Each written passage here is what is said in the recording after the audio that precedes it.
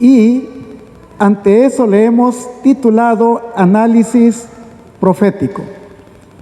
Voy a pedir que por favor me empiecen a dar curso a la presentación, para que luego vamos a leer las preguntas y después de leerlas vamos a comenzar con la ayuda de Dios el desarrollo del tema de hoy. Bien, aquí tenemos las preguntas.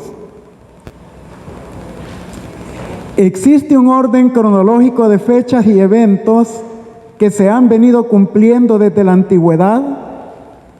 ¿Por qué no podemos definir un tiempo específico o fecha para la segunda venida de Cristo? ¿Qué sucesos se están desarrollando que indican que todo se está cumpliendo? ¿En qué momento profético vivimos hoy y qué tan cerca del fin estamos? ¿Por qué las guerras y pestes que vivimos no marcan un hito para saber que estamos cerca de la segunda venida de Cristo? ¿Qué movimientos se están dando que indican que está cerca la ley dominical y la venida de Cristo? La siguiente. ¿Se sufrirá persecución y cómo será? Y la última dice, ¿cómo verificar que las profecías de Elena de White son verídicas y que ella es una verdadera profeta elegida por Dios?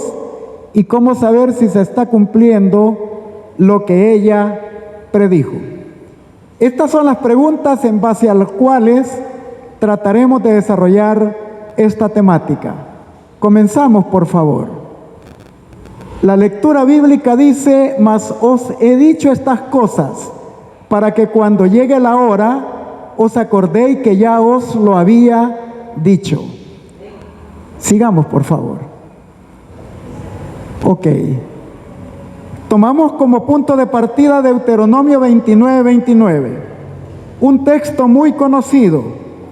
Este texto dice, las cosas secretas pertenecen a Jehová, pero las reveladas son para nosotros y para nuestros hijos para siempre, para que cumplamos las palabras de esta ley. De este versículo vamos a tomar dos cosas importantes. Primero, hay cosas que le pertenecen al soberano secreto de Dios, y hay otras que Él ha querido revelar a cada uno de nosotros. En el caso de las cosas soberanas y secretas de Jehová, tenemos el caso como un ejemplo. Hechos capítulo 1, versos 6 y verso 7. ¿Qué le preguntaron los discípulos a Cristo? ¿Restaurarás el reino de Israel en este tiempo? ¿Y qué fue lo que respondió Cristo? No os toca a vosotros saber las sazones o los tiempos que el Padre puso en su sola potestad. Pregunto, ¿le respondió lo que ellos querían saber? No, les dijo de que eso pertenecía al soberano secreto del Padre Celestial. Ahora, ¿qué otro ejemplo tenemos? Mateo 24, verso 36. ¿Quién no quisiera saber el día y la hora de la venida de Cristo? Pero ¿qué dijo el Señor refiriéndose a ese punto? Pero el día y la hora nadie lo sabe, ni aun los ángeles de los cielos, dice, sino ¿quién? Solo mi Padre que está en los cielos.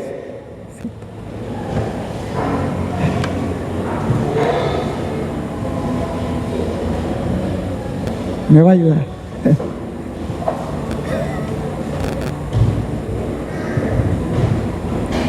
Ok, solo mi Padre lo sabe. Aquí podemos ver con claridad que hay cosas que Dios no las va a revelar porque pertenecen al soberano secreto del Padre. Pero ahora viene la segunda parte. ¿Cuáles son las cosas reveladas? Las que Dios ha querido darnos a conocer usando el instrumento de los profetas. Y tenemos el libro de Amós, capítulo 3, el verso número 7, que dice: porque no hará nada Jehová el Señor sin que primero revele su secreto a los siervos, los profetas. Así que nosotros podemos basarnos ahora en lo que vamos a estudiar, no en el secreto no revelado, sino en lo que Él ha querido comunicar a través de los profetas. Ahora, todos estamos conscientes de que vivimos en medio de un conflicto entre el bien y el mal, que nosotros le llamamos el gran conflicto de los siglos. Comenzó desde que cayeron Adán y Eva en este planeta Tierra, en el caso de nuestro planeta Tierra. Sin embargo, para solucionar este conflicto, Dios ha intervenido de dos maneras. La primera, a través de un tiempo llamado tiempo profético, en donde Dios, que habita la eternidad, se ha involucrado en los asuntos terrenos y humanos, determinando un tiempo para el desarrollo de ciertos eventos. Y a ese desarrollo en el tiempo determinado por Dios le llamamos el tiempo profético. Dentro del tiempo profético hay eventos y hay cumplimientos. Cuando nosotros registramos la historia, lo que podemos determinar es el cumplimiento del tiempo profético. Y la humanidad ha ido registrando cronologías y eventos. Sin embargo, hay una profecía que nos ubica claramente por su extensión en qué tiempo estamos viviendo. Y nos referimos al capítulo 2 del libro del profeta Daniel. Si nosotros hacemos un recuento, el rey Nabucodonosor, rey de Babilonia, tuvo deseo de saber el porvenir. Y dice la Escritura de que Dios le reveló lo que él quería saber y le dio un sueño donde él prácticamente comenzó a ver una imagen, la estructura de un cuerpo humano, pero distribuido en sus partes por 4 principales metales: cabeza de oro, pecho y brazos de plata, vientre y muslos de bronce, piernas de hierro, y luego termina una última parte, los dedos de los pies o los pies de la estatua, en una mezcla de hierro con barro. Gracias. Ahí tenemos la estructura de la imagen. Si le vamos dando el clic, vamos a ir viendo la estructura: Babilonia, la cabeza de oro; Medo-Persia, los brazos y pecho de plata; Grecia, el muslo y vientre de bronce; las piernas de hierro, Roma; y luego llegamos a la parte de los pies y los dedos de hierro con barro.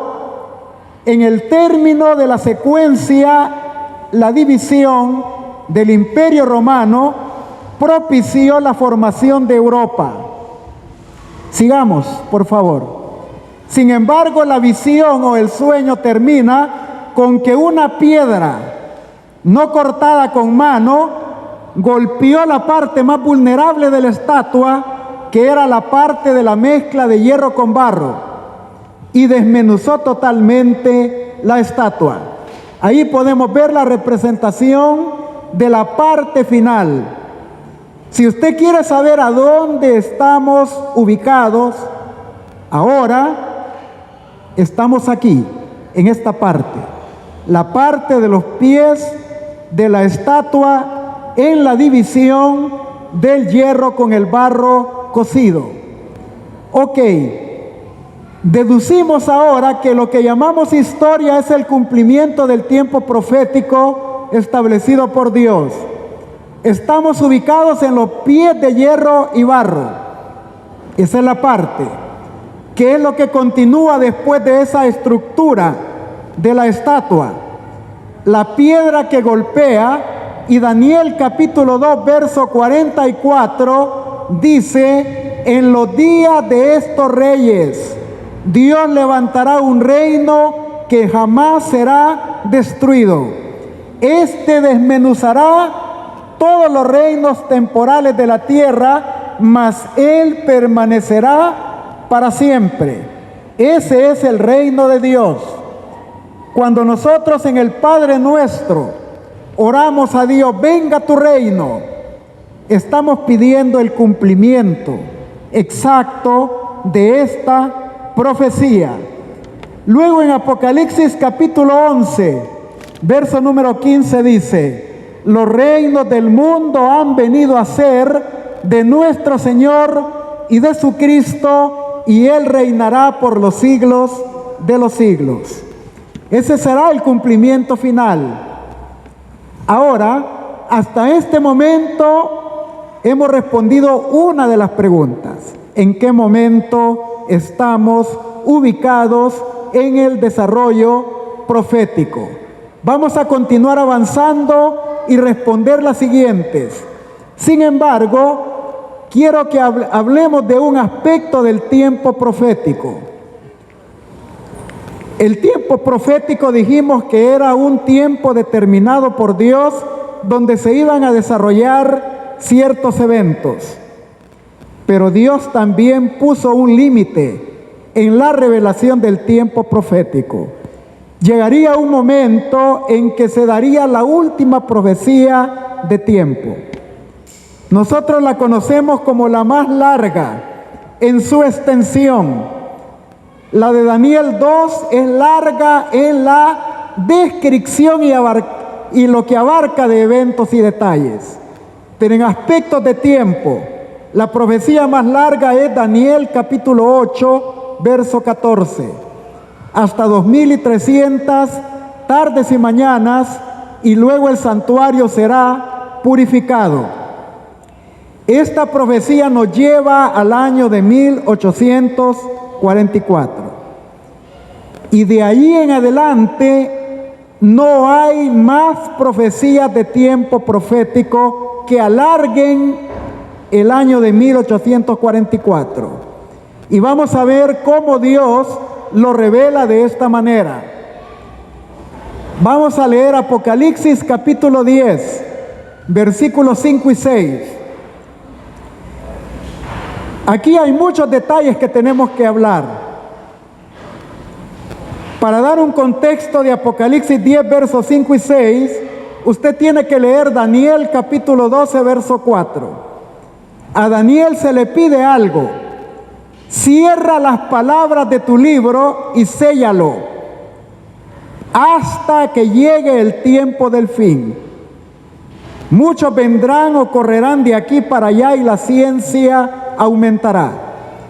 Y se nos dice como contexto de que las profecías del libro de Daniel iban a estar cerradas a la comprensión humana por mucho tiempo. Pero cuando llegara ese momento, en otras palabras, en la cercanía de 1844, estas profecías de tiempo se iban a abrir al entendimiento.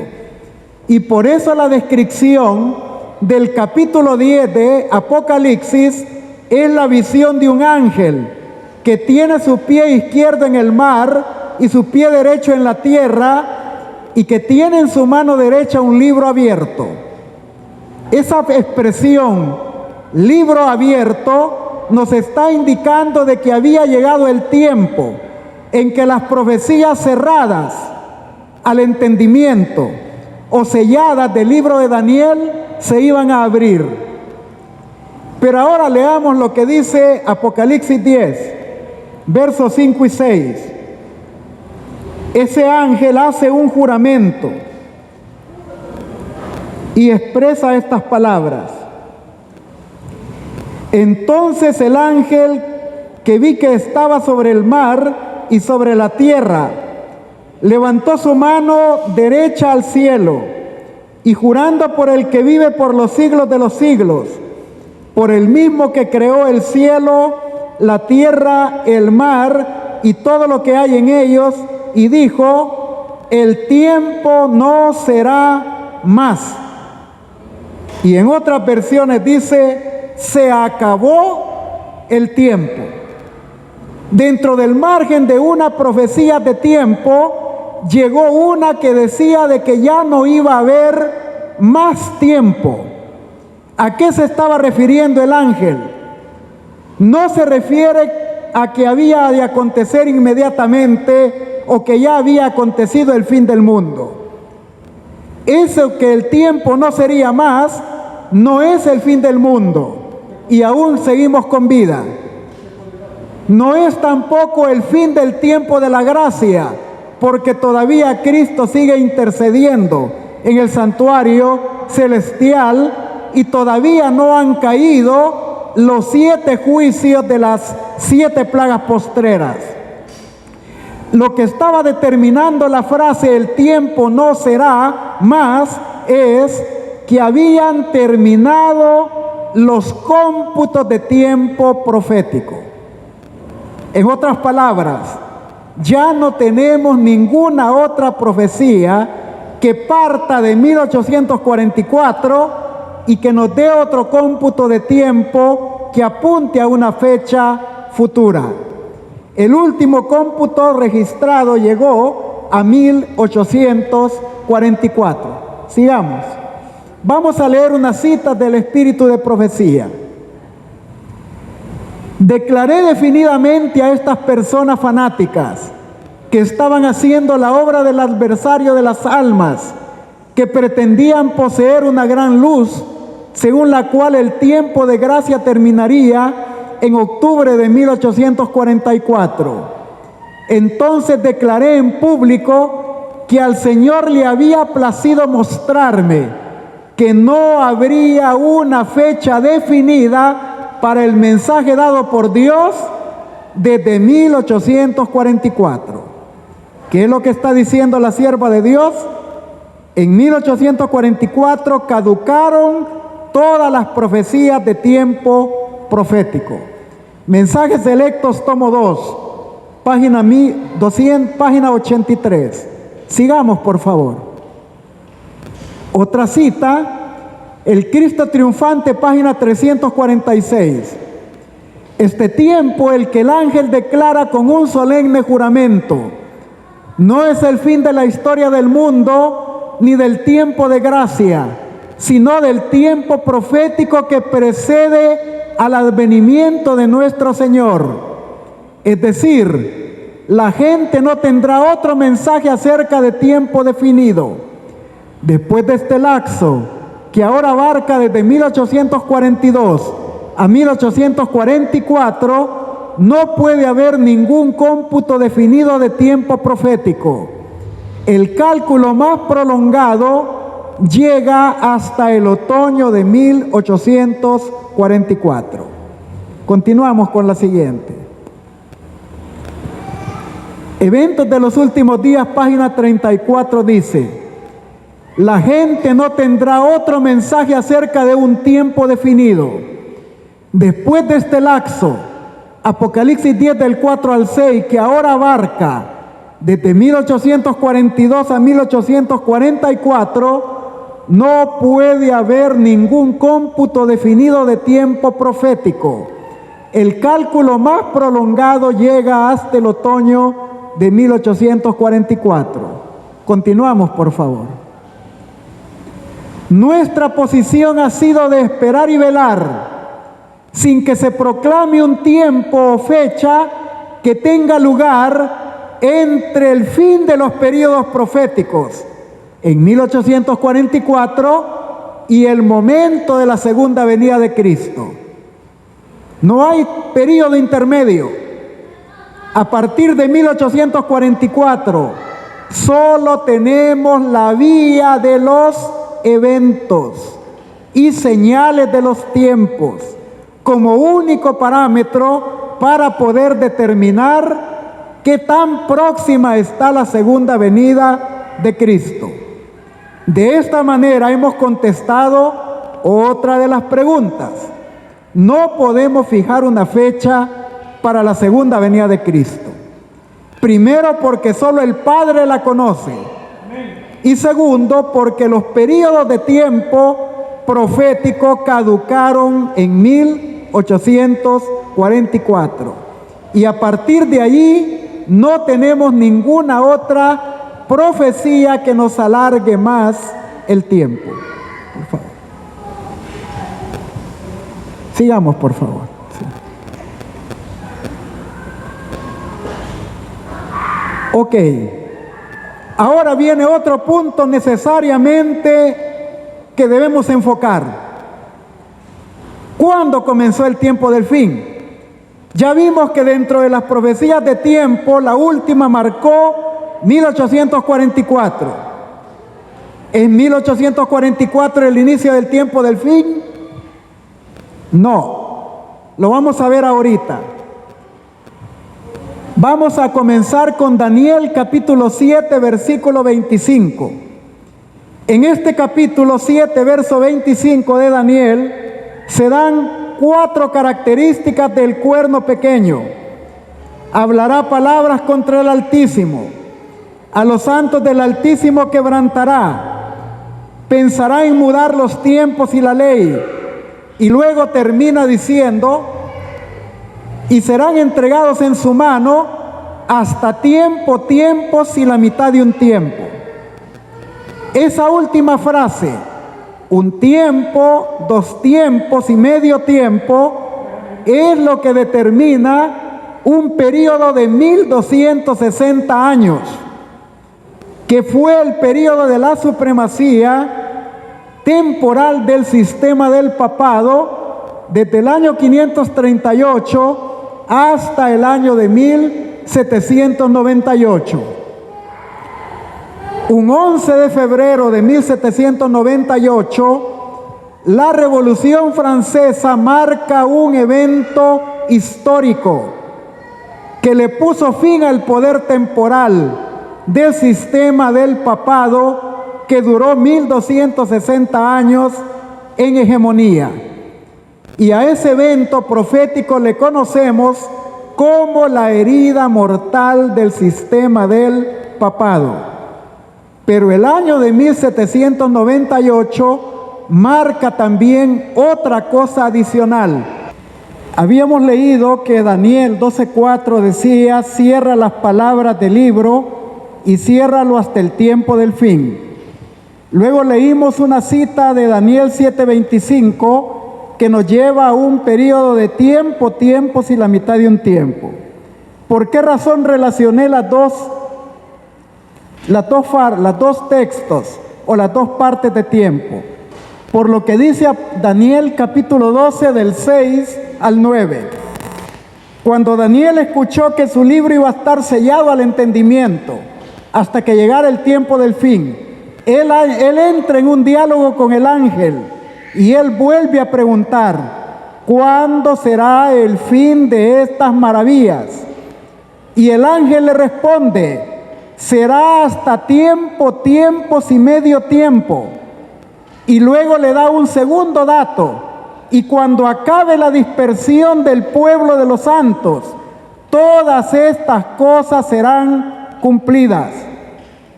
Quiere decir que la fracción del tiempo profético, tiempos y medio tiempo, que fue el periodo de la supremacía papal, hasta que la Revolución Francesa le dio el golpe mortal, marcaría también paralelamente el tiempo en que al libro de Daniel se le quitaría el sello. Y si ese tiempo donde se le quita el sello al libro de Daniel es denominado el tiempo del fin, entonces podemos deducir que 1798 es el tiempo del fin. Desde ahí inicia el tiempo del fin. Ahora, un punto importante es este: ¿cómo podemos entender el término tiempo del fin? Dentro de un cómputo regular donde estamos acostumbrados a ir agregando año por año a cada año que recibimos, los vamos acumulando. Muy sencillo. como cuando usted mira que la NASA despega un cohete al espacio. El cómputo del despegue no es el regular, es retrospectivo. Ellos no dicen 1, 2, 3, no, 4, 3, 2, 1 y despega el cohete. Nosotros a la vez debemos de entender que si ciertamente 1798 marca el inicio del tiempo del fin, ese inicio del tiempo del fin nos está diciendo de que vamos en cuenta retrospectiva. Y ya nos vamos a llegar hasta que se cierre el tiempo de la gracia. Desde 1798 en adelante, vamos hacia el cierre del tiempo de la gracia. Por favor, hijo. Sigamos. Vea lo que dice acá. Conflicto de los siglos, página 337. En la parte ya final dice, este periodo terminó en 1798, refiriéndose a los 1260 años. Y dice, pero desde 1798 el libro de Daniel ha sido desellado, la ciencia de la profecía ha aumentado y muchos han proclamado el solemne mensaje del juicio cercano. Así que tanto la Biblia como los testimonios nos confirman que 1798 es el inicio del tiempo del fin. Y ese tiempo del fin nos lleva al cierre del tiempo de la gracia. Así que paralelamente, nosotros podemos seguir aumentando años en el cómputo regular, pero en el cómputo profético, desde 1798, el cómputo es retrospectivo. Va para el cierre del tiempo de la gracia. Continuamos, por favor. Ahora, la conclusión ya la dimos. Ahora, 1844 fue una fecha posterior a 1798. Sin embargo, cuando se cumple el evento del inicio del juicio investigador, ya Daniel nos había marcado que estamos viviendo dentro del llamado tiempo del fin. Ahora, si yo sé que estoy viviendo en el tiempo del fin, si yo sé que estoy en el juicio investigador y que esto va a apuntar hacia el cierre del tiempo de gracia, ¿qué es lo único que tengo como recurso para poder saber qué tan cerca está la venida de Cristo? Mi único recurso son las señales de los tiempos que marcan qué tan cerca está la venida de Cristo.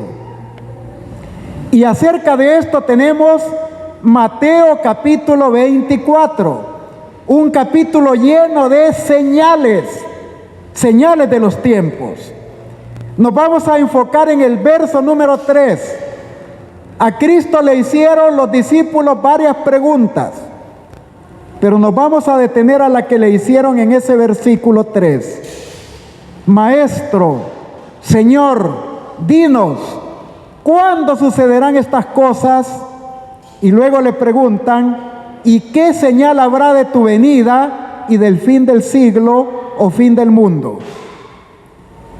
Cuando le preguntan, ¿cuándo sucederán estas cosas?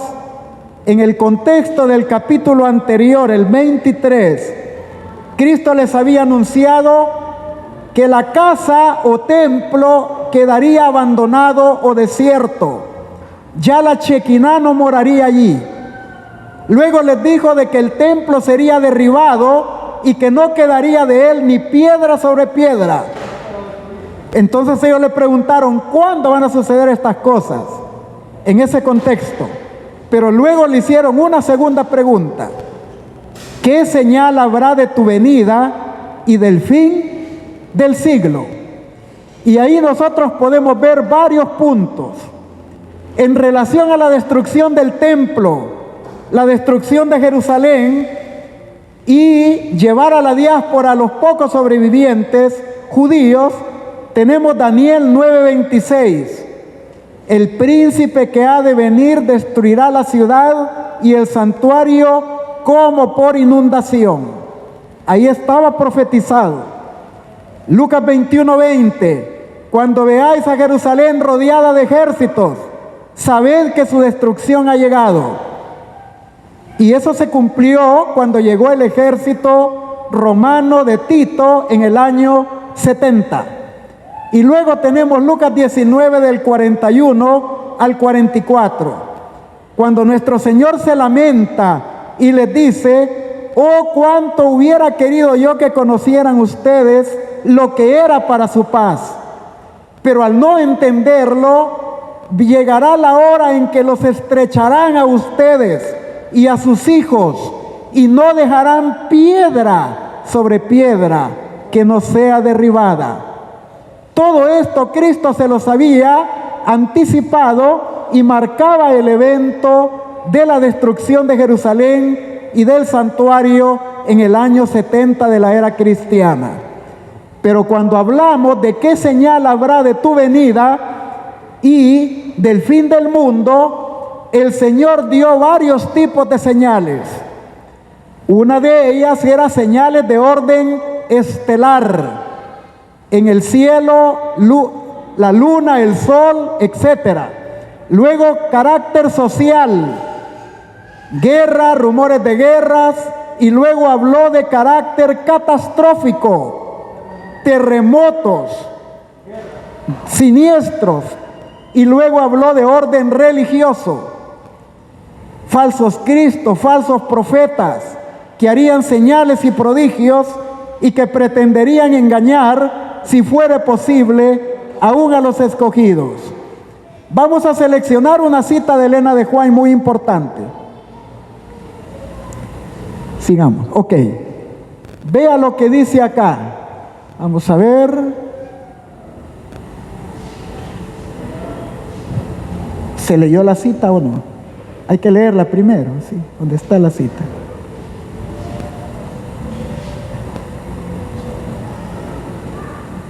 Ahí, sí. Ok, veamos la cita de Primeros Escritos, página 41. Póngale atención a la parte que está marcada. Dice: sobrevinieron sombrías y densas nubes que se entrechocaban una con otras. La atmósfera se partió arrollándose hacia atrás. Y entonces pudimos ver en el orión un espacio abierto de donde salió la voz de Dios. Y por aquel espacio abierto descenderá la santa ciudad de Dios. ¿De qué está hablando Elena de White allí? De la segunda venida de Cristo y de todos los eventos que van a marcar al final del milenio también. Pero luego dice ella: vi que ahora se están conmoviendo las potestades de la tierra y que los acontecimientos ocurren en orden. Ojo con esto, vea el orden que ella puso en esa referencia: guerras, rumores de guerra, espada, hambre, ¿y con qué termina? Con pestilencias. Pregunto, ¿ese es el orden de Mateo 24? No exactamente es el orden de Mateo 24. Y a mí me llamó particularmente la atención por qué el espíritu de profecía la coloca en ese orden. Y termina con pestilencia. Y luego dice: se conmueven primero las potestades de la tierra, y luego, después de la voz de Dios, se sacudirá el sol, la luna, las estrellas y también la tierra. Y después, ¿qué sucede? La venida de Cristo. Ojo con esto, muy interesante. Cuando leí yo esta referencia del espíritu de profecía, les confieso que me preocupé un poco, porque el asunto de la pestilencia clasifica dentro de ese rango el fenómeno que ha azotado recientemente al mundo, el COVID-19. Y prácticamente cuando leí el orden, me imagino yo de que puede ser un aviso muy significativo que nos está indicando qué tan cerca está la segunda venida de nuestro Señor Jesucristo. No se olvide de lo último que estamos aquí mencionando, COVID-19 con el ranking de mutación tras mutación y algo que tremendamente pareciera que no tendrá fin. Hay algo muy significativo en esta forma de haber dado el orden de los eventos. Sigamos, por favor. Ahora, en Mateo 24, de todas las señales que da, hay dos que son las más relevantes y las más significativas. Mateo 24, 14, y será predicado el evangelio del reino en todo el mundo, para testimonio a todas las naciones, y entonces vendrá el fin. Todos nosotros entendemos que esta profecía tiene cumplimiento en el alcance universal de la predicación del mensaje de los tres ángeles, de Apocalipsis 14, del verso 6 al 13. Ahí están las últimas advertencias que marcan los eventos finales que traerán consigo el final del escenario del conflicto de los siglos. Pero ahora viene la segunda señal, Mateo 24, 15, la señal de la abominación desoladora. Esa señal de la abominación desoladora de la que habló el profeta Daniel se refiere a eventos relativos con el decreto dominical. Y usted me puede preguntar, ¿y por qué usted va a desembocar específicamente ahí? Mateo 24, 20 da una señal muy importante. Orad porque vuestra huida no sea en invierno ni en qué día, ni en sábado. Quiere decir que los eventos de la abominación desoladora van a propiciar la huida de los observadores del sábado, como sucedió en el pasado. Pero la observancia del sábado en este punto es señalamiento característico de que el conflicto es en relación con el día de reposo rival al día de reposo bíblico que es el sábado. Ahora, entendiendo estas dos señales cardinales y importantes, nos vamos a ir introduciendo a responder una específicamente acerca del decreto dominical más adelante. Sin embargo, llevo ahora su atención a esta parte, paralelos proféticos. Y vamos a considerar condiciones del pasado que se vuelven a repetir posteriormente, no una vez, sino en varias circunstancias, pero que en cada una de ellas nos van describiendo un escenario hacia donde todo el mundo se ve encauzando en estos últimos días. Y lo vamos a ir descubriendo en la medida que vayamos leyendo los paralelos proféticos. Sigamos, por favor. Sigamos. Ok. Elena de White escribió esto acerca de las señales de los tiempos. Pero en nuestras iglesias son muchos los que saben muy poco del verdadero significado de la verdad para este tiempo. Les ruego que no desprecien, ¿qué dice? El cumplimiento de las señales de los tiempos, que con tanta claridad indican que el fin está cerca.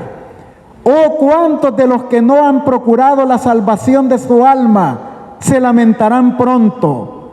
Pasó la siega, terminó el verano, y nosotros no hemos sido salvos. Consejos para la Iglesia 647. Continuamos, por favor. Sigamos. Primer paralelo profético, el mundo antes del diluvio de los días de Noé. Vamos a leer una cita. Esto usted lo tiene fresquito en su memoria porque es lo que hemos estudiado esta semana en la escuela sabática. Las hijas de Dios se mezclaron con los hijos de Dios con las hijas de los hombres. Génesis 6:2. La línea de Set se mezcló con la línea de Caín. Y eso desenfrenó el panorama que vino a determinar el diluvio universal. Pero oiga las características. Durante algún tiempo las dos clases permanecieron separadas, esparciéndose del lugar en que se establecieron primero. Los descendientes de Caín se dispersaron por los llanos y valles donde habían habitado los hijos de Set. Y estos, para escapar de su influencia contaminadora, se retiraron a las montañas y ahí establecieron sus hogares. Mientras duró la separación, los hijos de Set mantuvieron el culto a Dios en toda su pureza. Pero ahí viene el pero. Pero con el transcurso del tiempo, se aventuraron poco a poco ¿a qué? A la mezcla, hijos de Dios con hijas de los hombres, a mezclarse con los habitantes de los valles. Esta asociación produjo los peores resultados. Vieron los hijos de Dios que las hijas de los hombres eran hermosas. Sigamos. Génesis 6:2. Atraídos por la hermosura de las hijas de los descendientes de Caín, los hijos de Set desagradaron al Señor, uniéndose con ellas en matrimonio. Muchos de los que adoraban a Dios fueron inducidos a pecar mediante halagos que ahora estaban constantemente ante ellos, y perdieron su carácter peculiar y santo. Al mezclarse con los depravados, llegaron a ser semejantes a ellos en espíritu y en obras. Menospreciaron las restricciones del séptimo mandamiento. Tomaron para sí mujeres, escogiendo entre todas. Los hijos de Set siguieron el camino de Caín. Fijaron su atención en la prosperidad y gozo terrenal. Sigamos, por favor. Y descuidaron los mandamientos del Señor. Los hombres, habiendo conocido a Dios, no lo glorificaron. Y al final dice, el pecado se extendió por toda la tierra como una lepra mortal. ¿Qué es lo que esta cita nos da como un paralelo de lo que estamos viendo hoy? Una simbiosis, una mezcla, un híbrido entre hijos de Dios e hijas de los hombres, o hijos de Dios e hijas de los hombres. Un híbrido, la mezcla de lo santo con lo profano, un acercamiento peligroso entre los buenos y los malos. Y ahora usted le puede dar un término muy popular, reconocido: ecumenismo, un ayornamiento, un acercamiento. Esta cita está en Patriarcas y Profetas, página 64. Seguimos, por favor. Ahora vamos a comparar una condición después del diluvio, en la época de la Torre de Babel, y usted va a ver que el panorama no cambió, sino que se mantuvo. Tan pronto se repobló la tierra, los hombres reanudaron su hostilidad contra Dios y el cielo. Transmitieron su enemistad a sus descendientes, como que si la habilidad y la ardid para descarriar a los hombres y perpetuarlos en esa guerra antinatural hubiera sido un legado sagrado. Esta confederación nació de la rebelión contra Dios. Los moradores de la llanura del Sinar establecieron su reino para la exaltación propia, no para la gloria de Dios. Si hubiesen tenido éxito, ojo con esto, hubiera predominado ¿qué? Un grandioso poder que hubiera desterrado la justicia e inaugurado ¿qué? Una nueva religión en el mundo. Y estamos hablando del tiempo de la Torre de Babel. Y yo le pregunto a usted con sinceridad, ¿qué es lo que usted está viendo en el siglo XXI? Se está formando un nuevo esquema ecuménico de una nueva forma de religión que pretende destronar a Dios. Y eso somos testigos todos. Sigue diciendo la cita: el mundo se habría, continuamos por favor, el mundo se habría corrompido. La mezcla de ideas religiosas con teorías erróneas hubiera terminado cerrando la puerta a la paz, felicidad y seguridad. Me detengo. Hay una mezcla de principios religiosos con teorías humanas erróneas. Se está viendo ahora, y eso viene desde la Torre de Babel. Sigamos. Esta hipótesis, retrocedelo, gracias. Estas hipótesis, estas teorías erróneas, llevadas a cabo y perfeccionadas, habrían apartado la mente de la lealtad a los estatutos de Dios, y la ley de Jehová hubiera sido despreciada y olvidada. Me vuelvo a detener. ¿Qué está viendo usted en el escenario del siglo XXI en relación con los 10 mandamientos? Hay un desprecio del decálogo. Hay un pisoteo de las normas del decálogo. O sea, de que todo lo del paralelo ha ido a desembocar con más intensidad en este último tiempo. Hombres decididos, inspirados e instados por el primer gran rebelde, habrían resistido todo lo que se interpusiera a sus planes o mal proceder. En lugar de los preceptos divinos, habrían puesto leyes urdidas de acuerdo con los deseos de su corazón egoísta, a fin de llevar a cabo sus propósitos. Comentario bíblico 7a, página 14, de Elena de White. Y yo le pregunto a usted, ¿qué es lo que está haciendo el mundo hoy? Colocando leyes contrarias a la ley de Dios, porque no quieren relación alguna con Dios. Elena de White lo vio en embrión en la Torre de Babel, pero con el correr del tiempo se ha perfeccionado en nuestro tiempo. Así que hay otro paralelo profético allí. Ok, aquí vemos una batalla o guerra antinatural que se ha propagado como una lepra entre los seres humanos. Un ataque contra Dios, su ley y su gobierno. ¿Qué es lo que estamos viendo en embrión ahí? El nuevo orden mundial que venía en embrión desde el tiempo antidiluviano, Torre de Babel después del diluvio, y ahora lo estamos viendo en el siglo moderno. Vamos a continuar, por favor. Ahora vea algo importante. Antes de que Cristo naciera, ¿cómo estaba la condición de la sociedad y el mundo? Ahí se da otro paralelo importante. Sigamos, por favor. Oiga lo que dice. Venido el cumplimiento del tiempo, Dios envió a su Hijo, Gálatas 4:4. La providencia había dirigido a los movimientos de las naciones, así como el flujo y reflujo de impulsos e influencias de origen humano, a tal punto que el mundo estaba maduro ¿para qué?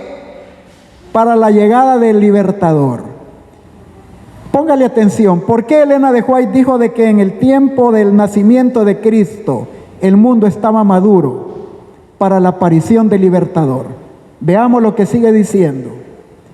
Las naciones estaban como unidas bajo un solo ¿qué? Gobierno, el romano. Un idioma se hablaba extensivamente y era reconocido por doquiera como lengua literaria. De todos los países, los judíos dispersos acudían a Jerusalén a las fiestas anuales, y al volver podían difundir por el mundo las nuevas de la llegada del Mesías.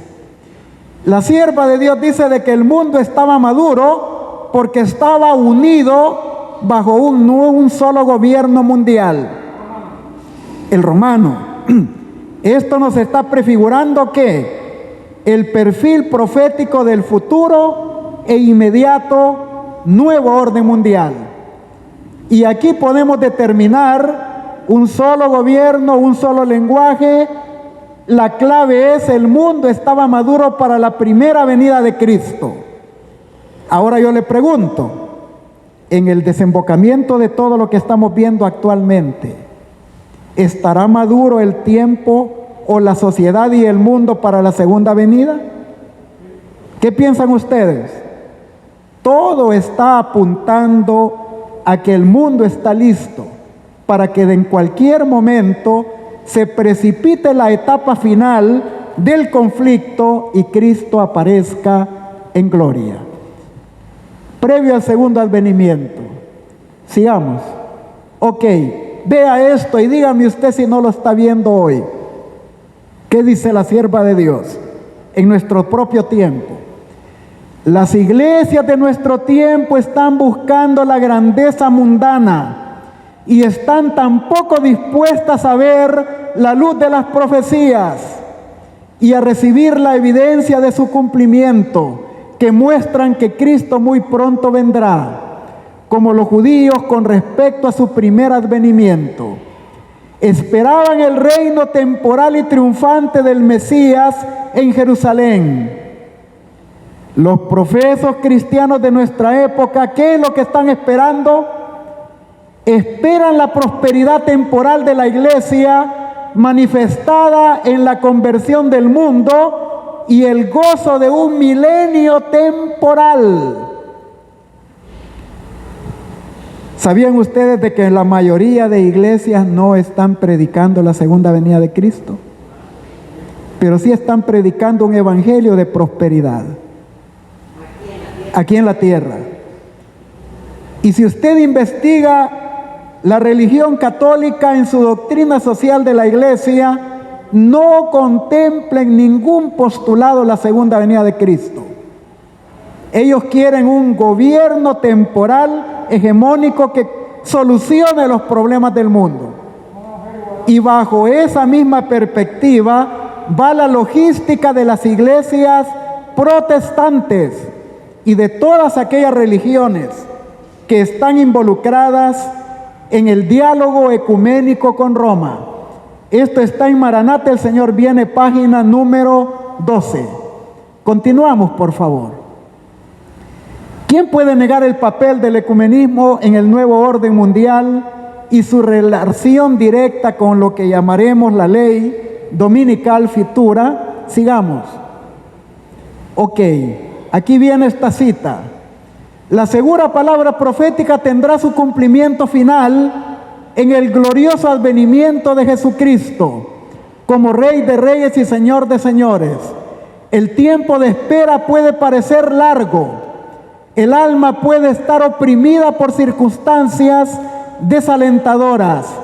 Pueden caer al lado del camino muchos de aquellos en quienes se puso confianza. Recordemos siempre el mensaje animador: aunque la visión tardará aún por un tiempo, mas se apresura hacia el fin y no mentirá. Aunque tardare, espéralo, porque sin duda vendrá, y el justo vivirá por la fe. Maranata, el Señor viene, página 68. Sigamos. Ok. Habíamos mencionado de que estamos ubicados en los pies de hierro y barro de la estatua del rey Nabucodonosor. Ahora, ¿qué significa la mezcla de hierro y barro? Ahí lo dice. Los pies de la imagen en los cuales el hierro estaba mezclado con el barro, la mezcla de los asuntos de la iglesia y de la administración política, se representan con el hierro y el barro. Manuscrito 63, 1899, comentario bíblico de Elena de White de Daniel, capítulo 2. Sigamos, por favor. La mezcla de los asuntos del Estado con los asuntos de la iglesia dio lugar al surgimiento del papado. Pero el papado recibió una herida de muerte de la Revolución Francesa en 1798 y todavía no ha recuperado el poder hegemónico mundial, pero ellos van hacia ese rumbo.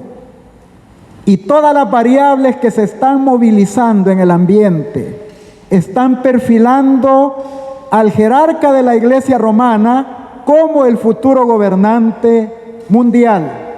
Y aquí viene una cita muy importante. ¿Qué va a suceder si él gobernara el mundo?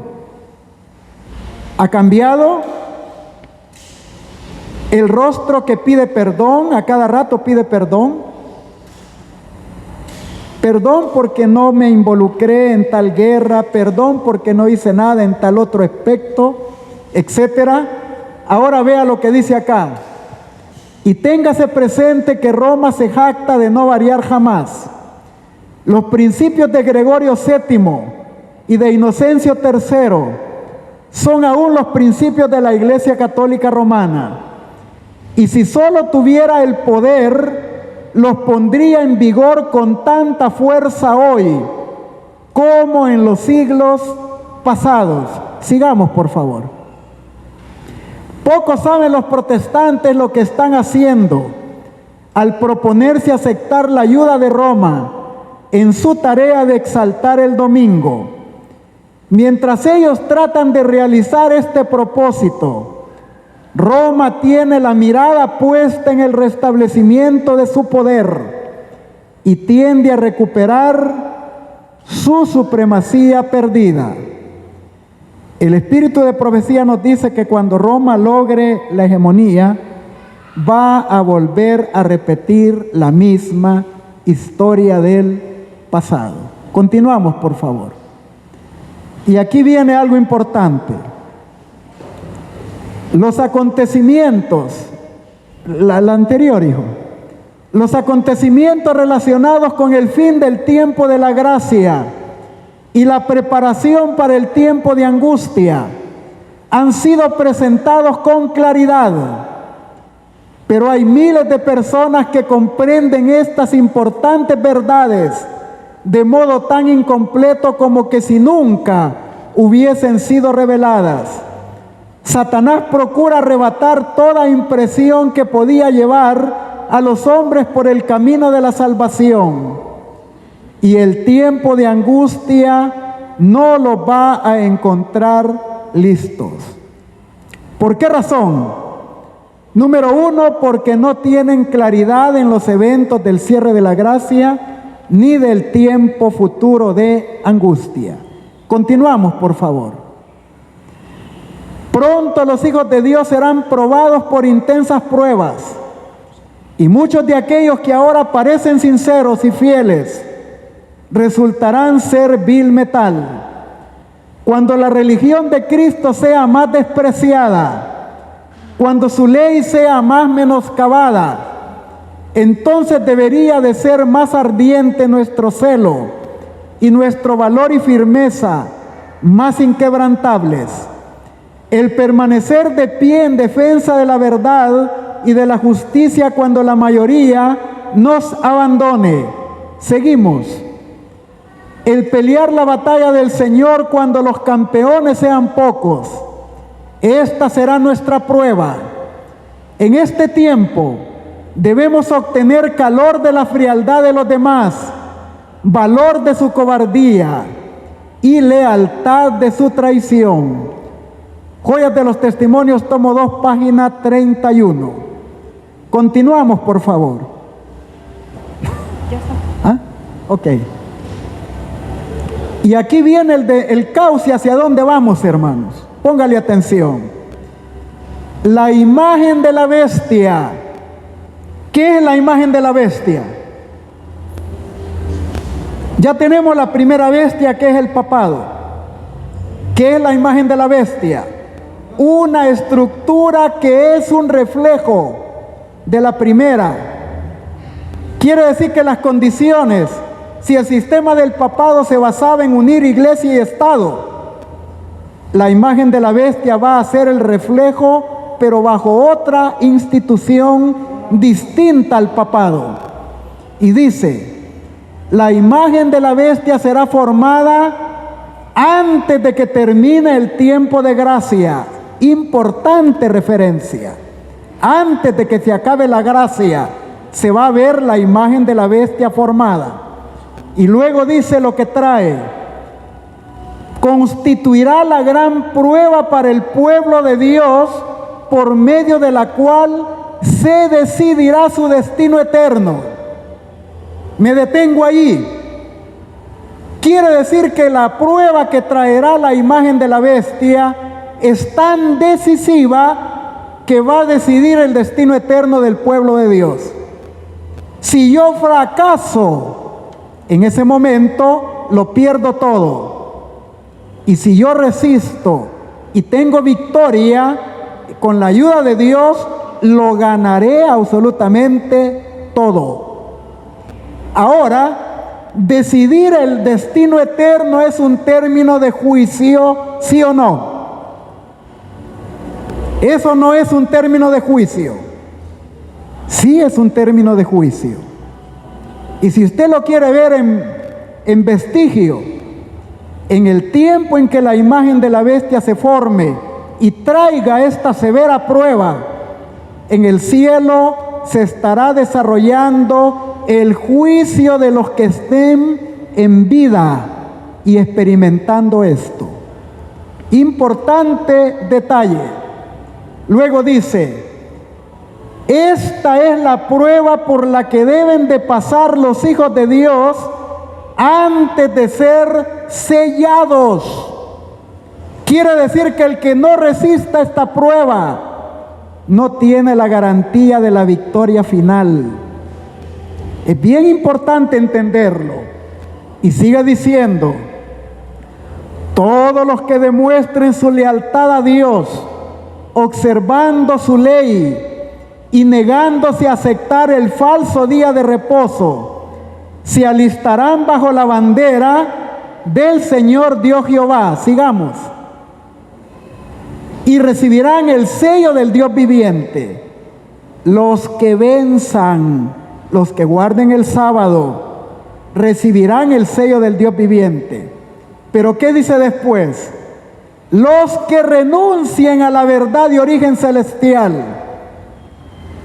¿Quiénes son los únicos que pueden renunciar a una verdad? Los que la tuvieron en sus manos. Solo ellos pueden renunciar a la verdad. Y a eso le llamamos apostasía. Los que renuncian a la verdad de origen celestial y acepten el descanso dominical, recibirán la marca de la bestia y lo van a perder todo. Maranata, página 170. Continuamos, por favor. Y póngale atención a esto, porque si usted puso atención a los paralelos que le mencioné hace un momento, vean a dónde van a parar, vea los términos que ocupa en esta cita la sierva de Dios, que con tanta claridad nos abre el telón futuro de la prueba que va a pasar el pueblo de Dios. Y dice: vi a nuestro pueblo en gran angustia, llorando, orando y reclamando las fieles promesas de Dios, en tanto que los impíos estaban alrededor de nosotros burlándose y nos amenazaban con destruirnos. Ridiculizaban nuestra debilidad, se mofaban de nuestra insignificancia numérica y nos vituperaban con palabras concebidas para ofender profundamente. Nos acusaban de haber adoptado una posición independiente de todo el resto del mundo. Ojo, nos habían quitado nuestros recursos, de modo que no podíamos comprar ni vender. ¿Qué quiere decir esto? En el tiempo de la imagen de la bestia, no vamos a poder comprar y vender porque se nos van a quitar todos nuestros recursos. Sigo leyendo y avanzamos, por favor.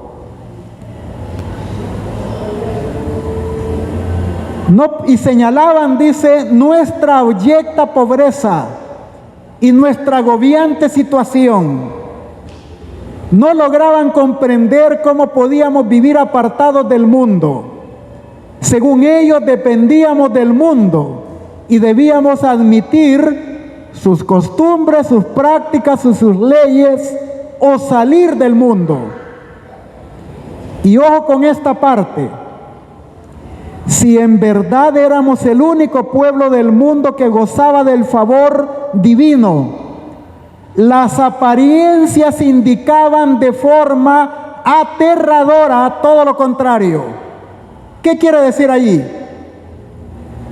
Si el pueblo de Dios dice que es el pueblo especial de Dios, pero no tiene recursos para comprar y vender, le han quitado todo, está en miseria, está en pobreza,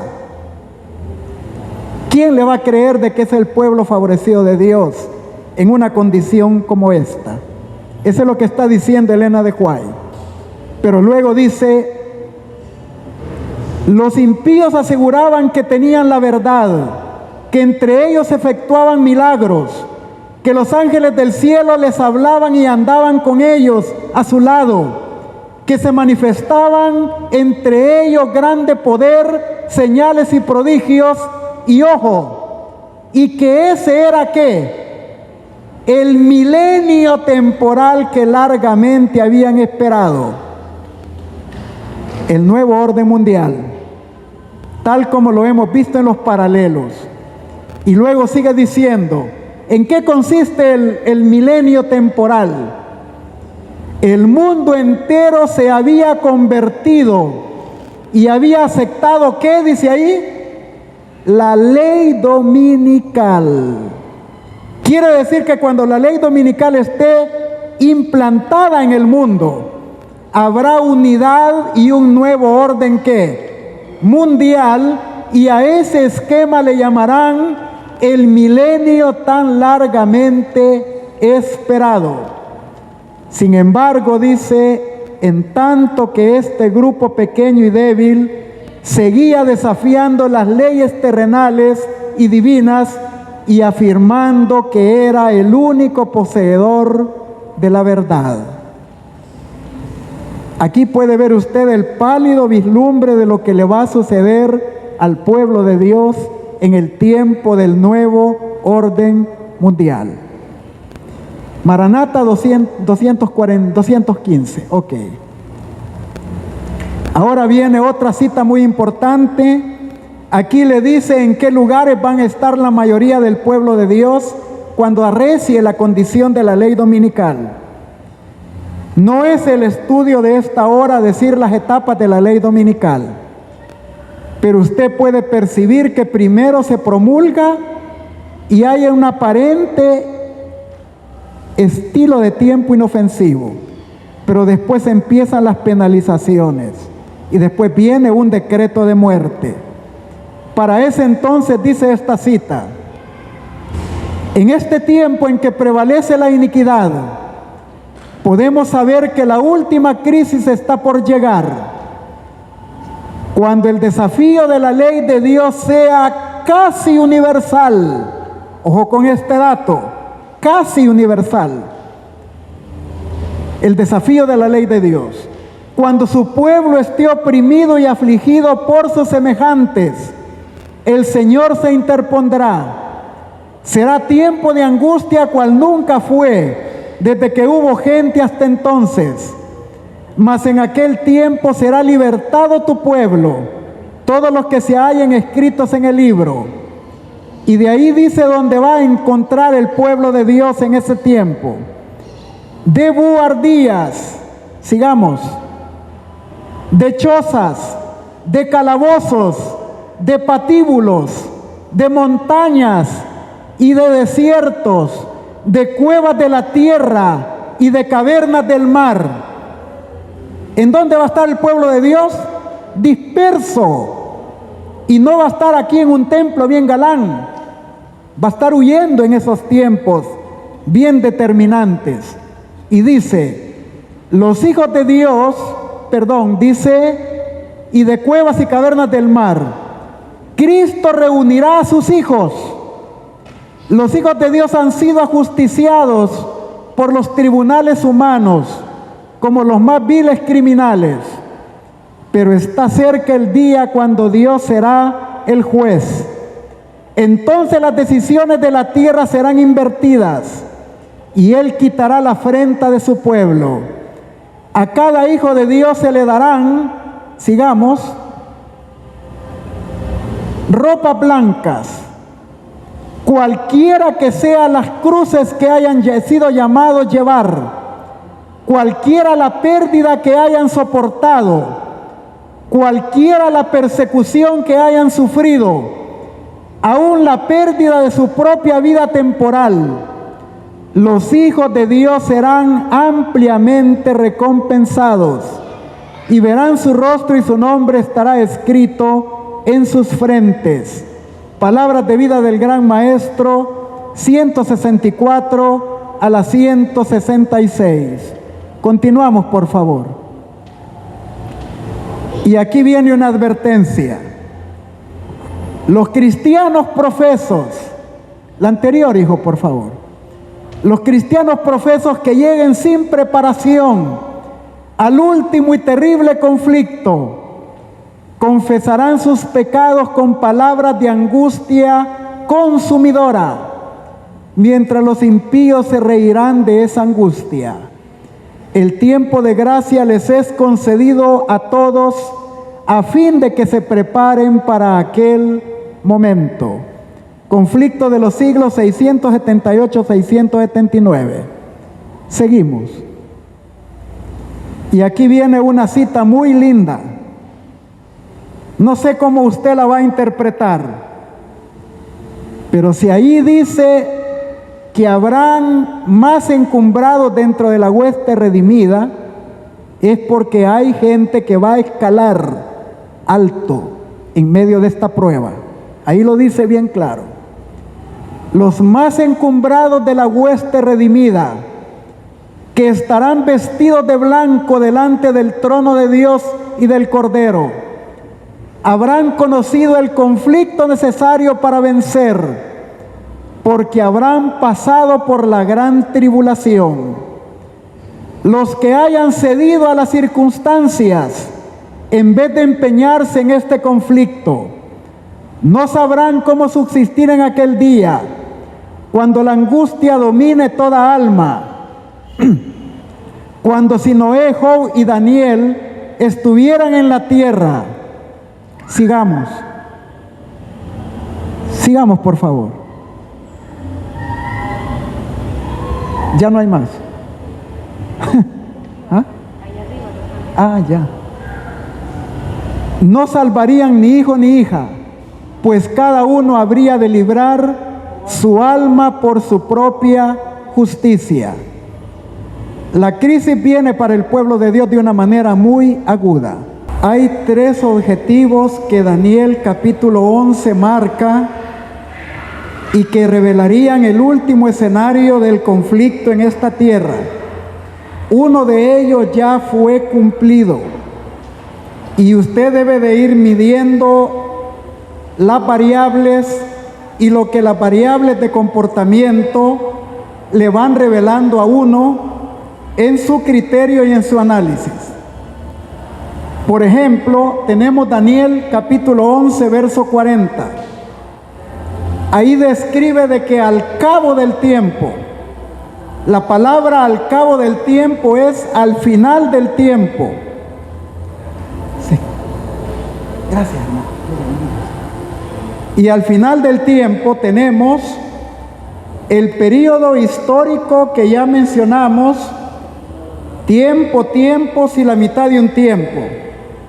Cuando pasó el periodo de los 1260 años, el rey del sur, la Revolución Francesa, dio un golpe mortal a la supremacía temporal del sistema del papado. Y a eso le llamamos la herida mortal que se cumplió un 11 de febrero de 1798. Ese fue el primer evento histórico que marcó el inicio del tiempo del fin. Pero luego Daniel 11:40, sigamos por favor, avanzamos un poco, avanzamos. En la segunda parte del versículo dice luego de que el rey del norte se iba a lanzar contra el rey del sur con una inundación, como grandes carros de caballo, y que no iba a quedar prácticamente nada en absoluto del rey del sur. El rey del norte, o sea, el papado, se cobra la factura. Y la factura fue cobrada en mayo de 1989, cuando el poder ateo ya no era la Revolución Francesa, sino que era la Unión de Repúblicas Socialistas Soviéticas. Esta Unión de Repúblicas Soviéticas fue destronada o se le quitó su participación en el gobierno mundial en el año de 1989. Y ahí surgieron las noticias de una alianza entre el papado y los Estados Unidos de América, el presidente Ronald Reagan con el Papa Juan Pablo II. Sigamos, por favor. Sigamos. Ahí podemos ver el diálogo que ellos sostenían, y los resultados fueron que la Unión Soviética experimentó un colapso en la llamada perestroika, en donde perdió todos sus satélites y todos sus aliados, y se quedó únicamente Rusia. Y los demás fueron ya movimientos nacionales que ya no tenían la misma envergadura. Sigamos, por favor. A esa alianza se le llamaba Alianza Santa, en donde cayó el comunismo. Sigamos. Ok, pero ahora viene un segundo objetivo del papado. El segundo objetivo es apoderarse de la tierra gloriosa. Y cuando nosotros estudiamos la profecía bíblica, entendemos de que la tierra gloriosa ya no es Jerusalén, ni la tierra que todavía llaman Tierra Santa, porque ellos rechazaron a Cristo. Y desde el momento en que Cristo fue rechazado, Cristo le dijo a la mujer samaritana en el capítulo 4 de Juan: viene la hora en que ni en este monte, ni en esta ciudad, en Jerusalén, se adorará a Dios. Quiere decir de que ya geográficamente no era la tierra gloriosa.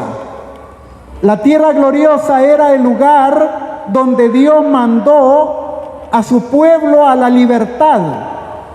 Y eso se cumplió históricamente cuando Israel sale de Egipto hacia Palestina.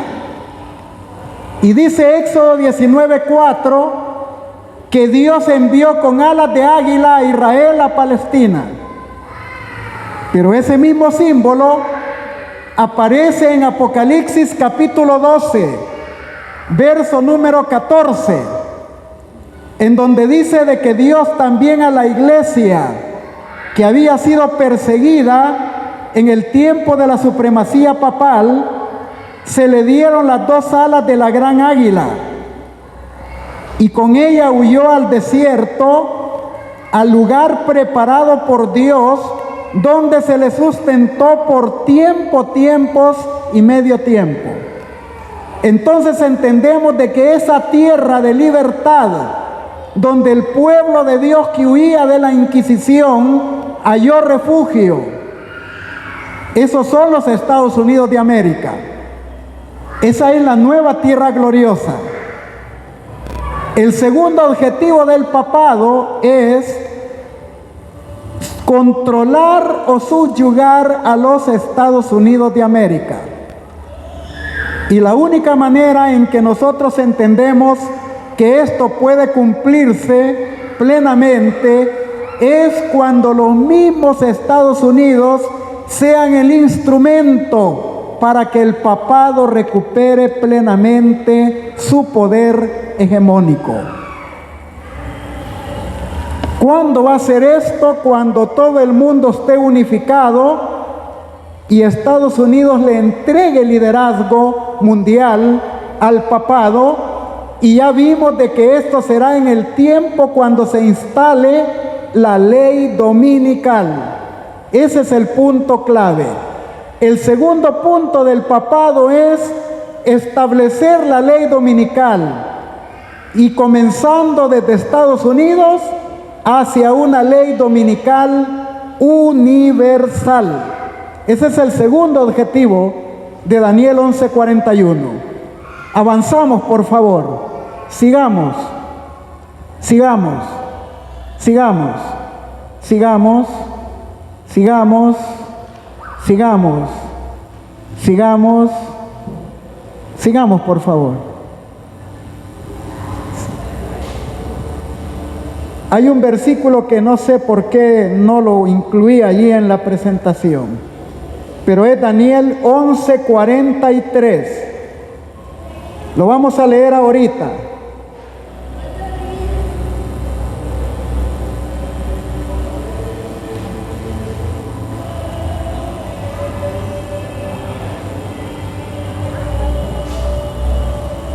Y quiero que le pongamos mucha atención a este punto.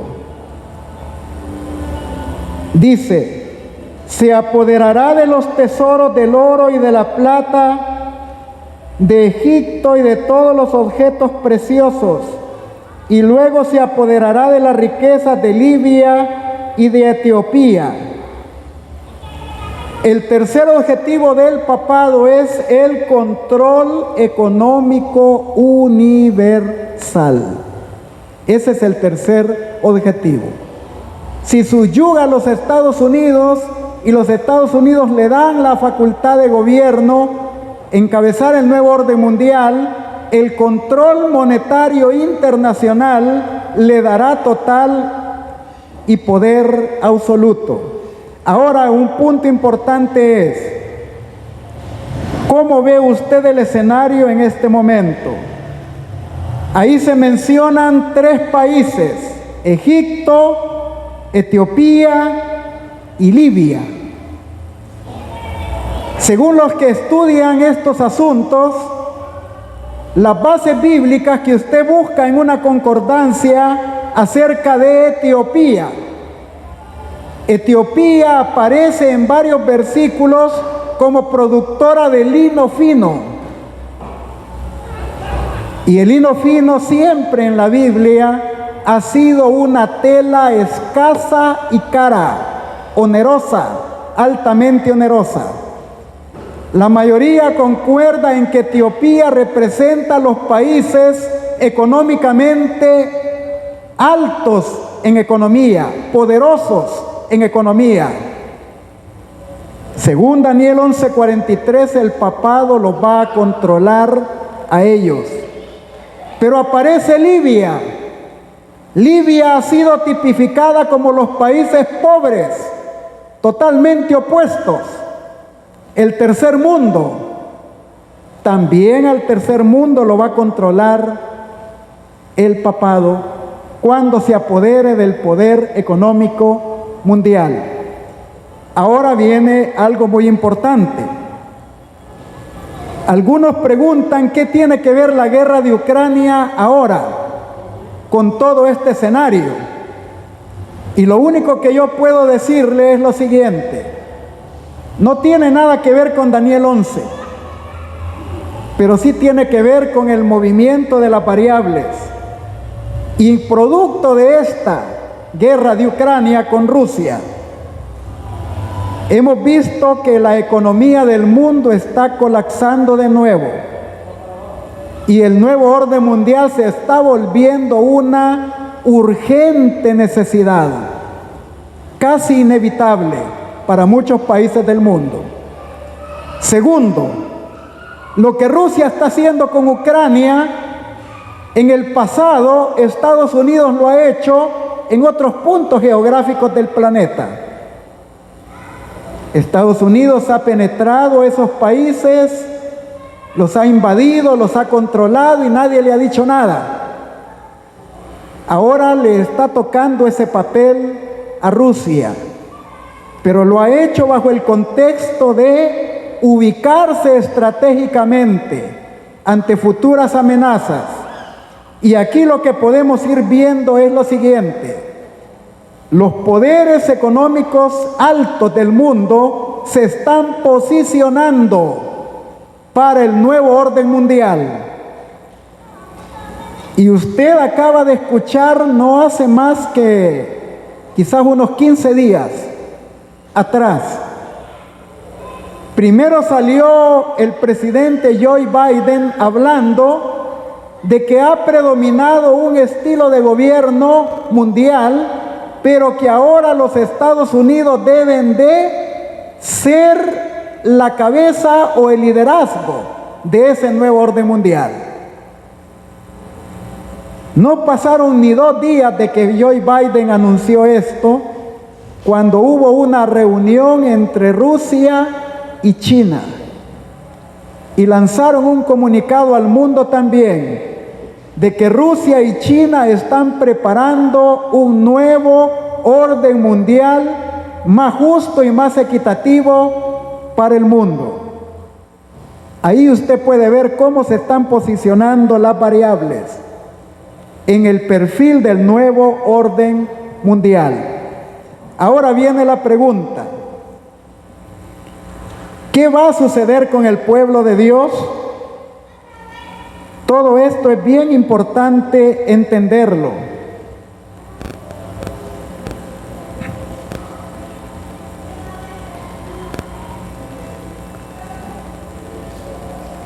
El pueblo de Dios va a sufrir en alguna medida persecuciones. Y quiero mencionarle cuáles han sido los métodos que el pasado se ocuparon y que se van a volver a repetir. Vamos al libro de Daniel, capítulo 11.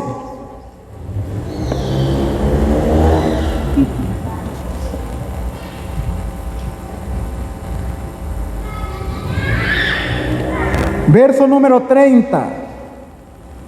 Ahí se menciona de que el papado en el pasado hizo alianza con los que se enojaron con el pacto santo. Eso se va a volver a repetir y se está viendo cómo se ha aliado con todos los que han rechazado el pacto de Dios. ¿Cuál es el pacto de Dios? Deuteronomio capítulo 4, verso 13. ¿Qué dice ahí? Y Él os enseñó su pacto, el cual os ordenó poner por obra los 10 mandamientos y los escribió en 2 tablas de piedra. La alianza entre los poderes que se han opuesto al pueblo, al pacto santo, se va a volver a ver claramente y ya se está viendo claramente en el ecumenismo. No tienen en la agenda el respeto de la ley de Dios, sino el anteponer sus propios lineamientos y sus esquemas. Luego en el verso 31 dice: quitarán el continuo y pondrán en su lugar la abominación desoladora.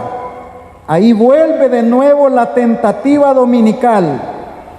Y nosotros sabemos de que esa tentativa dominical está contemplada en las cartas Fratelli Tutti y Laudato Si, Die Dominis y otras cartas de jubileos anteriores al que va a haber en el 2025. Verso 33.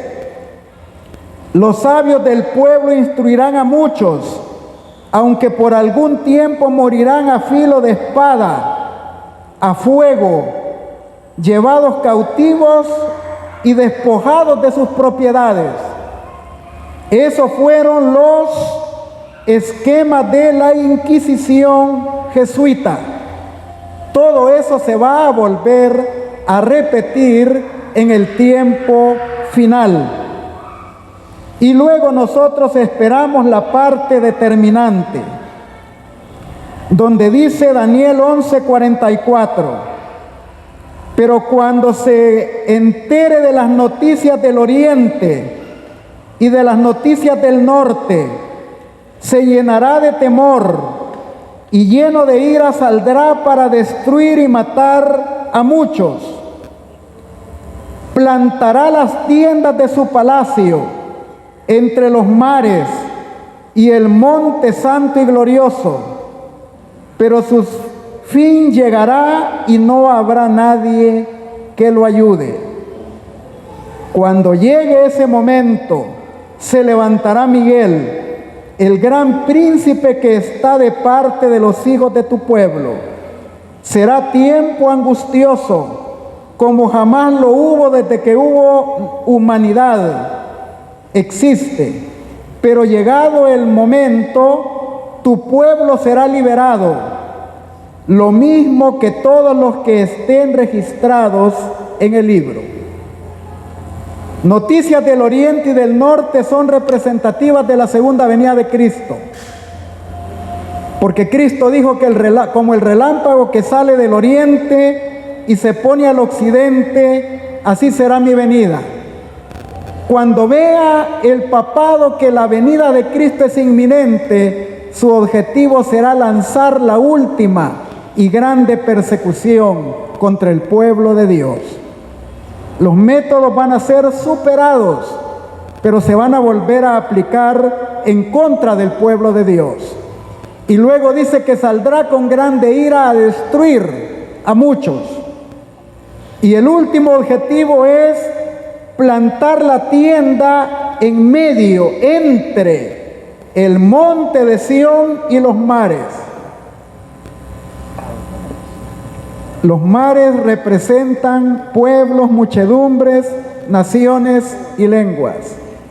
Y el monte glorioso representa al pueblo de Dios. ¿Qué significa que se va a colocar en medio? El papado dará la batalla hasta las últimas consecuencias, tratando de obstaculizar la predicación mundial del mensaje del tercer ángel, que es el que va a marcar el momento glorioso de la segunda venida de Cristo. Entre las preguntas que hicieron era si va a volver a haber persecución. Sí la va a haber. Y un texto muy conocido es Apocalipsis 12:17. Hasta de memoria lo saben los adventistas. El dragón se llenó de ira contra la mujer y se fue a hacer guerra al resto de la descendencia de ella, los que guardan los mandamientos de Dios y tienen el testimonio de Jesucristo. Sí va a haber persecución. Apocalipsis 12:12 dice: ay de los moradores de la tierra, porque el diablo ha descendido a vosotros con grande ira y sabe de que tiene poco tiempo. Tenemos que entender ese punto muy importante. Las finales escenas del tiempo del cierre de la gracia no terminarán en paz para el pueblo de Dios, sino en medio de un escenario que la Biblia le llama tiempo de angustia, como nunca lo hubo ni lo habrá desde que hubo gente hasta entonces. Pero luego la promesa del Señor es: se levantará Miguel, el cierre del tiempo de la gracia, el derramamiento del juicio de las 7 plagas postreras, y en los eventos de la 7ª plaga, la liberación final del pueblo de Dios en ocasión de la segunda venida de Cristo. Por lo tanto, amados hermanos, el escenario que nosotros debemos de estar contemplando con mucha atención es el movimiento de las variables Estados Unidos, papado romano. Las dos bestias del Apocalipsis que van a subsistir hasta el regreso de nuestro bendito Señor Jesucristo. Y ahora viene algo muy importante. En ocasión de la caída del comunismo, hubo una invocación a la consagración de la Unión Soviética, al corazón inmaculado de María, decían ellos. Y los resultados para ellos fueron: por una intervención sobrenatural cayó la Unión Soviética. Ojo con esto. En esa época, el jubileo del año 2000 estaba celebrando aparentemente esa victoria. Pero ahora el Papa Francisco ha anunciado un nuevo jubileo del año 2025. Cada 25 años la Iglesia Católica decreta un año santo. Y en ese año santo aparentemente lo que ella quiere es que las condiciones de la tierra se vuelvan al estilo de los años sabáticos o años jubilares de la Biblia. En una de las manifestaciones de la señorita Greta Thunberg ante la COP26, ella sacó en los medios de difusión pública: se necesita instaurar en el mundo un año sabático. Pero no se refería al séptimo día, se refería al domingo, pero bajo el contexto de condiciones en un esquema de un nuevo orden mundial. Y este punto es importante porque a raíz de este conflicto que acaba de suceder entre Ucrania, o está desarrollándose entre Ucrania y Rusia, se le pidió al Papa que consagrara a Rusia al corazón inmaculado de la Virgen María, para dar una ilustración para ellos de que de un carácter sobrenatural Dios va a intervenir y va a quitar de en medio la hostilidad que ahora se avecina. Sin embargo, el papado ya anunció el jubileo del año 2025. Y si usted hace una conjugación de la intención del jubileo del año 2000 con la que traerá el del 2025, solo le dejo un anticipo. 3 cartas pastorales se decretaron en torno del jubileo del año 2000. Que todos sean uno: ecumenismo, tercio milenio adviento, nuevo orden mundial. Y la tercera se llamaba Dies Dominis, el domingo. Y ahora viene la muy conocida Laudato Si, el domingo, el esquema del nuevo orden mundial, y Fratelli Tutti, la confraternidad humana en torno al nuevo orden mundial. Si usted investiga cuál es el lema del año santo o del jubileo del año 2025, peregrinos de esperanza, y si usted busca el texto que dio el pontífice de Roma, enseñarle al mundo una nueva forma de vivir después de una pandemia como la que estamos siendo azotados.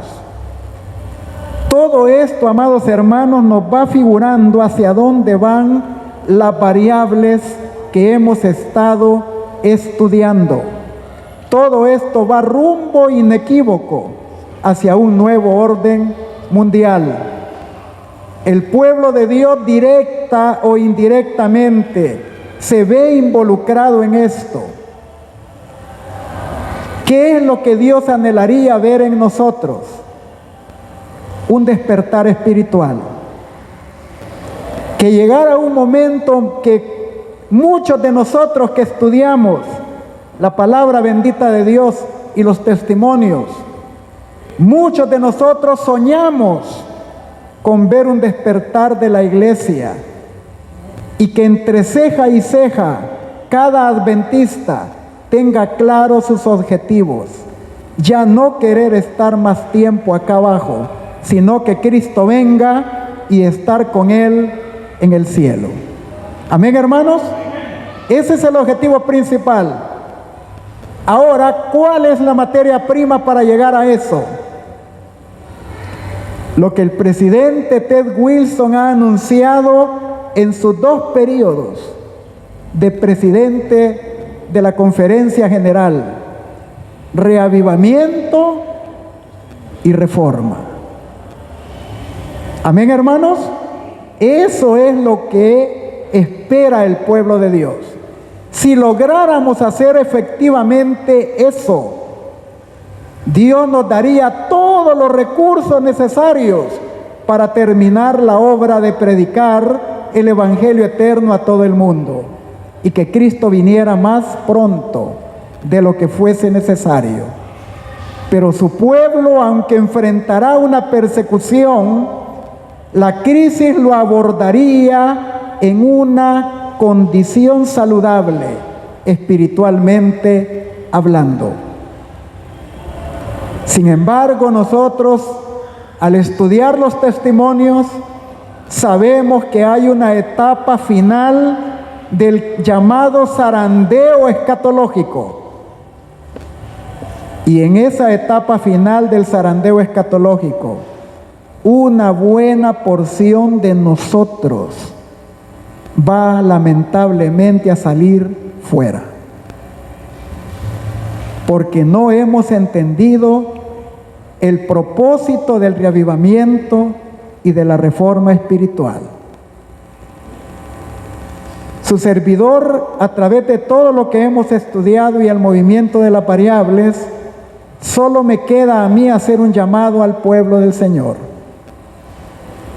Tomemos en serio el reavivamiento y la reforma. Tomemos en serio consagrarnos a Dios. Tomemos en serio predicar el Evangelio. Tomemos en serio no comprometernos mucho con los asuntos de la tierra, porque nada vamos a llevar ni a la tumba, ni mucho menos al cielo cuando Cristo vuelva.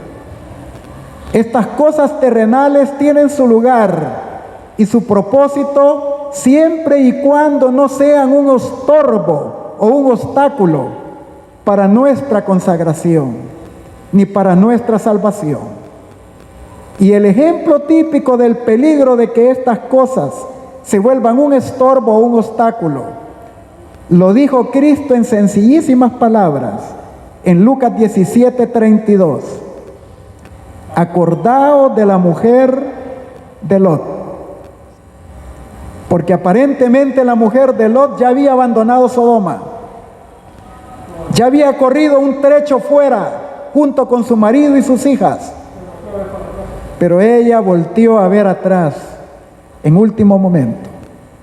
¿Por qué? Porque donde está vuestro tesoro, ¿qué dice Cristo?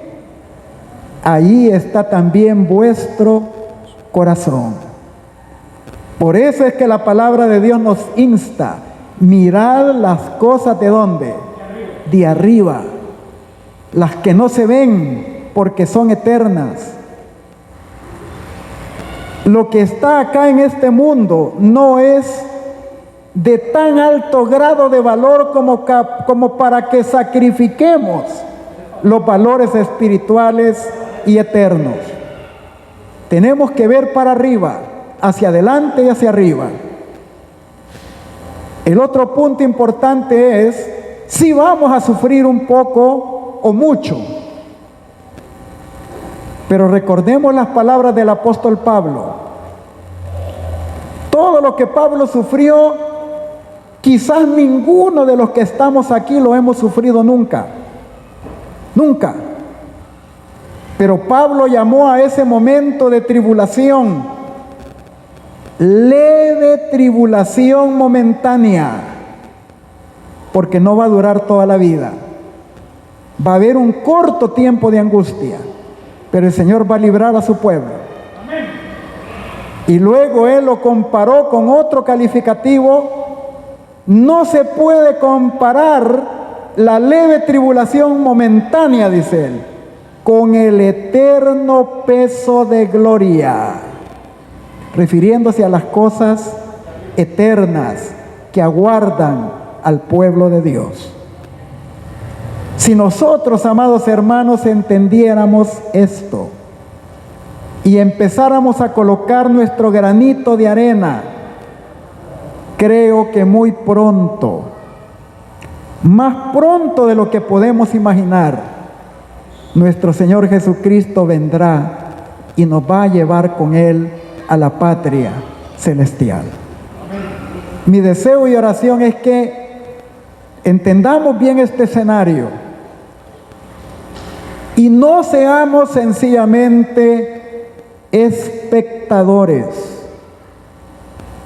sino que nos volvamos protagonistas. Hagamos nuestra parte. Amén, hermanos.